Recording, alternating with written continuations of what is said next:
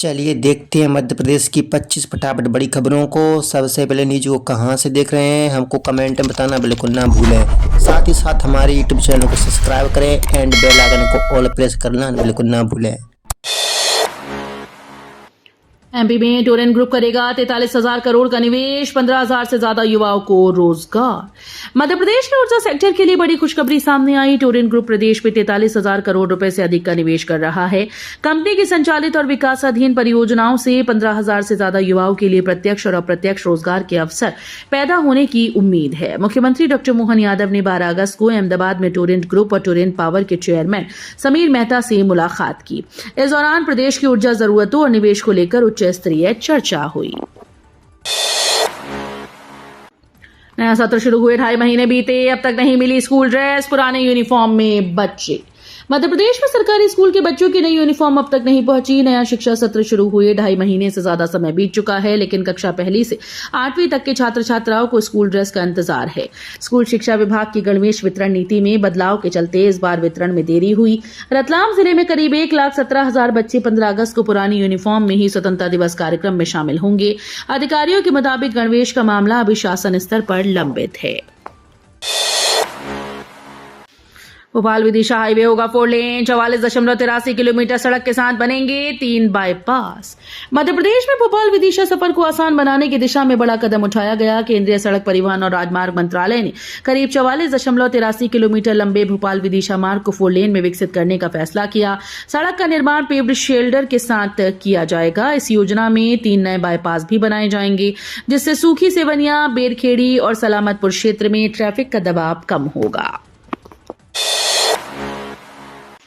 MP में अब गिद्धों की दुनिया से रूबरू होंगे पर्यटक। 5 जगह शुरू होगी vulture walking safari. Madhya Pradesh में गिद्ध संरक्षण की सफलता पर्यटन के लिए नया आकर्षण बनने जा रही है। प्रदेश में गिद्धों की संख्या लगातार बढ़ी है। 2016 में जहां इनकी संख्या 7,028 थी, वहीं अब बढ़कर 12,098 हो गई। संरक्षण के इन प्रयासों के बाद वन विभाग और मध्य प्रदेश पर्यटन मंडल अब गिद्ध संरक्षण क्षेत्रों में इको टूरिज्म को बढ़ावा देने की तैयारी में है। पटवारियों ने वापस ली हड़ताल, हाईकोर्ट में जनहित याचिका का भी हुआ निराकरण। मध्य प्रदेश में पटवारियों की हड़ताल अब खत्म हो गई। हड़ताल को चुनौती देने वाली जनहित याचिका पर हाईकोर्ट में सुनवाई हुई। कार्यवाहक मुख्य न्यायाधीश विवेक रूसिया और न्यायमूर्ति प्रदीप मित्तल की युगल पीठ को पटवारी संघ की ओर से बताया गया कि हड़ताल वापस ले ली गई है। इसके बाद कोर्ट ने याचिका का निराकरण करते हुए मामले को खत्म कर दिया। ये जनहित याचिका नागरिक उपभोक्ता मार्गदर्शक मंच के पीजी नास पांडे और रजत भार्गव की ओर से दायर की गई थी।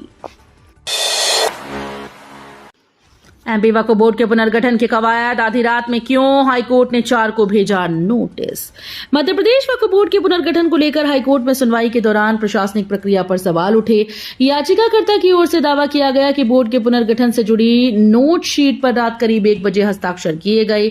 याचिकाकर्ता ने सवाल उठाया कि आखिर ऐसी क्या आपात स्थिति थी जिसके कारण इतनी अहम प्रक्रिया आधी रात में पूरी करनी पड़ी। मामले की सुनवाई के बाद कार्यवाहक मुख्य न्यायाधीश विवेक रूसिया और न्यायमूर्ति प्रदीप मित्तल की युगल पीठ ने मुख्य सचिव समेत 4 अधिकारियों को नोटिस जारी कर जवाब मांगा। आईआईटी इंदौर की बड़ी खोज, अब बिना सुई और दर्द के होगी ओरल कैंसर की जांच। शोधकर्ताओं ने अब एक आसान और सुई रहित विधि विकसित की है जो इस स्थिति को बदल सकती है। ये किया है भारतीय प्रौद्योगिकी संस्थान इंदौर के शोधकर्ताओं ने। Mehta family school of biosciences and biomedical engineering के प्रोफेसर हेमचंद्र झा के नेतृत्व में और डॉक्टर तरुण प्रकाश वर्मा के सहयोग से शोध दल ने प्रदर्शित किया है कि ओरल कैंसर के शुरुआती संकेत केवल सलाइवा के नमूने और मुंह के अंदर से लिए गए एक सामान्य स्वैब के माध्यम से पहचाने जा सकते हैं। इस सहयोगात्मक अध्ययन में government college of dentistry Indore के डॉक्टर दीपक अग्रवाल भी शामिल रहे। मध्य प्रदेश में एनालॉग पनीर मावा के निर्माण और बिक्री पर रोक, 921 में 123 पनीर सैंपल मिले अमानक। मध्य प्रदेश में एनालॉग पनीर और मावा समेत दूध से बने उत्पादों की नकल करने वाले डेयरी एनालॉग पर सरकार ने तत्काल रोक लगा दी है। खाद्य सुरक्षा आयुक्त के आदेश के बाद इनके निर्माण से लेकर बिक्री तक पर प्रतिबंध रहेगा, जबकि जांच में पनीर के 921 नमूनों में 123 अमानक मिले हैं। अहमदाबाद निवेश संवाद में एमपी को 8,635 करोड़ के निवेश प्रस्ताव, 5,785 रोजगार के अवसर। गुजरात के अहमदाबाद में बुधवार को हुए निवेश संवाद में मध्य प्रदेश को विभिन्न क्षेत्रों में 8,635 करोड़ रुपए के निवेश प्रस्ताव मिले। इन निवेश प्रस्ताव से प्रदेश में करीब 5,785 रोजगार के अवसर पैदा होने की संभावना है।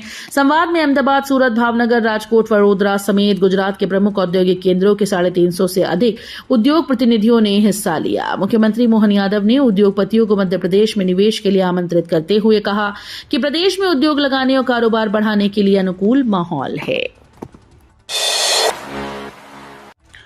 रतलाम मेडिकल कॉलेज में बढ़ी एमबीबीएस की 200 सीटें, लेकिन 41 फैकल्टी कम। रतलाम के डॉक्टर लक्ष्मी नारायण पांडे शासकीय चिकित्सा महाविद्यालय में एमबीबीएस की सीटें 180 से बढ़कर 200 हो गईं, लेकिन इसके अनुरूप फैकल्टी की संख्या नहीं बढ़ी।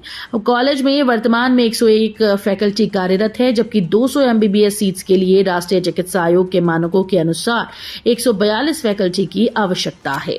इस तरह कॉलेज में 41 फैकल्टी की कमी है, जो करीब 28% है। खाद के लिए खेत मालिक होना जरूरी, किराए पर जमीन लेने वालों को नहीं दे रहे खाद, किसान परेशान।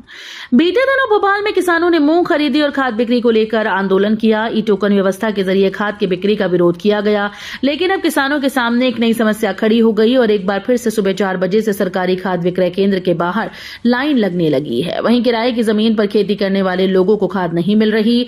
एक बार फिर से खाद बिक्री परेशानी का सबब बन गई है। बालाघाट में 7 बच्चों की मौत से हड़कंप, अलर्ट पर हेल्थ टीम। कमलनाथ ने लिखा सीएम को पत्र। मध्य प्रदेश के आदिवासी बाहुल्य क्षेत्र से बड़ी खबर सामने आई। यहां 7 बच्चों की दुखद मौत हो गई। बताया जा रहा है कि बारिश के मौसम में इस वनांचल क्षेत्र के गांव में संक्रमण का प्रकोप देखने को मिला, जिसके कारण यहां रहने वाले आदिवासी बैगा समुदाय के बच्चे इसकी चपेट में आ गए। शायद यही कारण है कि यहां पर इस संक्रमण ने महामारी का रूप धारण कर लिया है। हालांकि विभागीय अमला प्रभावित गांव तक पहुंचकर लोगों के इलाज के साथ साथ उन्हें संक्रमण से बचने के सुझाव भी दे रहा है। वहीं मामले को लेकर पूर्व सीएम कमलनाथ ने मुख्यमंत्री मोहन यादव को पत्र लिखा। चीतों के स्वागत को तैयार नौरादेही, 40 गांव के विस्थापन का पेच फंसा, ग्रामीणों से अफसर कर रहे मिन्नतें। मध्य प्रदेश के सबसे बड़े टाइगर रिजर्व वीरांगना रानी दुर्गावती टाइगर रिजर्व में पिछले 13 सालों से चल रही विस्थापन प्रक्रिया सरकार और प्रशासन के लिए परेशानी का सबब बन गई है। आलम यह है कि जंगल में रह रहे ग्रामीणों को समझाने और उनकी परेशानियां समझने भोपाल से वन विभाग से जुड़े आला अधिकारियों को दौरे करने पड़ रहे हैं। वन विभाग के अधिकारियों के साथ मंत्रालय में बैठे प्रमुख सचिव वन मध्य प्रदेश को भी नौरादोही पहुंचकर ग्रामीणों से बात करनी पड़ी और उनकी समस्याओं को जाना।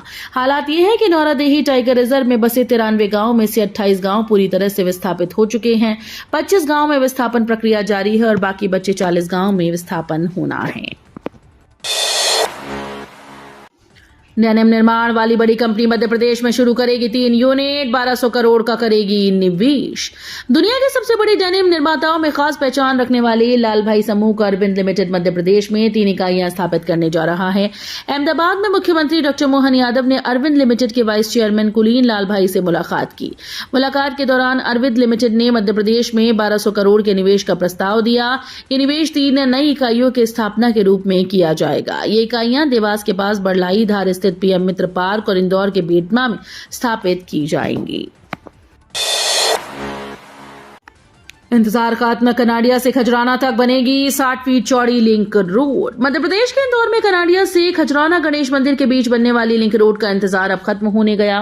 मुख्यमंत्री नगरीय क्षेत्र अधोसंरचना मद से क्षेत्रीय विधायक ने 10 करोड़ रुपए सड़क बनाने के लिए दिए, जिसके बाद एमआईसी में प्रस्ताव रखा जाने वाला है।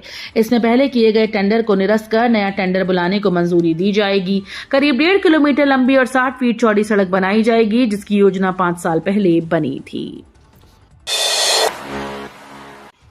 बिना रुचियाई एमईएमयू ट्रेन के समय में बदलाव, इंदौर कोटा एक्सप्रेस से कनेक्टिविटी।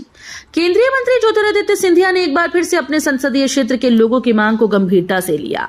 यात्रियों की मांग पर बिना रुचियाई एमईएमयू ट्रेन के संचालन समय में महत्वपूर्ण बदलाव किया गया। अब रुचियाई जंक्शन से एमईएमयू रात्रि 8:30 बजे से रवाना होगी। इससे रात्रि 8:20 पर रुचियाई पहुंचने वाली इंदौर कोटा एक्सप्रेस से आने वाले यात्रियों को आगे की यात्रा के लिए बेहतर कनेक्टिविटी मिल सकेगी। सरकारी लेट लतीफी में उलझी बच्चों की स्कूल ड्रेस, पुराने यूनिफॉर्म के साथ मनाएंगे स्वतंत्रता दिवस। नए शिक्षा सत्र को शुरू हुए 2.5 महीने से अधिक का समय हो चुका है, लेकिन कक्षा 1 से 8वीं तक के बच्चों को मिलने वाली स्कूल ड्रेस का अब तक पता नहीं। मध्य प्रदेश के स्कूल शिक्षा विभाग द्वारा इस बार गणवेश वितरण की नीति में किए गए परिवर्तन की वजह से बच्चों को अब तक गणवेश नहीं मिल पाया। रतलाम जिले के 1,17,000 छात्र और छात्राएं इस वर्ष स्वतंत्रता दिवस कार्यक्रम में पुरानी स्कूल ड्रेस पहनकर ही शामिल हो पाएंगे। वीडियो अच्छी लगी तो वीडियो करिए लाइक एंड चैनल को सब्सक्राइब कर बेल आइकन को और पर जरूर कर लीजिएगा।